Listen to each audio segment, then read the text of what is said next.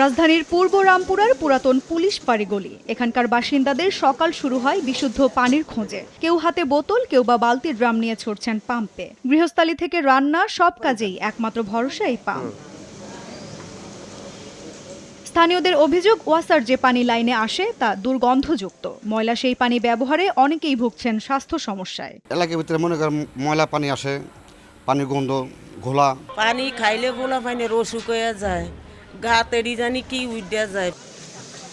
সংকটের জন্য দায়ী করা হচ্ছে ভঙ্গুর ড্রেনেজ ব্যবস্থাকেও। সামান্য বৃষ্টিতেই তলিয়ে যাচ্ছে রাস্তাঘাট, দোকানপাট ও বাসাবাড়ি। স্থানীয়রা বলছেন, ড্রেনের নোংরা পানি মিশে যাচ্ছে খাবার পানিতে।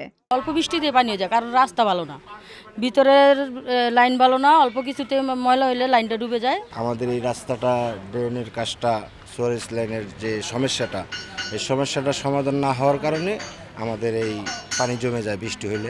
নিয়মিত পানির বিল ও ট্যাক্স পরিশোধ করেও মিলছে না নাগরিক সেবা। বাসিন্দাদের দাবি, সমস্যার কথা জানানো হলেও এক সংস্থা দায় চাপায় অন্য সংস্থার ওপর। করোনা বা যে কোনো ভাইরাসের এগেইনস্টে ফাইট মানি ব্যাকট্রলের লেফট রাইট লেফট রাইট। সুয়ারেজটা তো আমার ক্লিয়ার থাকতে হবে, এটা আমার মেইন সমস্যা, যে পানিগুলো সরানোর ব্যবস্থা। আমি ওয়াসার কাছে যোগাযোগ করেছি, সিটি কর্পোরেশনে যোগাযোগ করেছি। সিটি কর্পোরেশন বলে ওয়াসার দোষ, ওয়াসা বলে সিটি কর্পোরেশনের দোষ।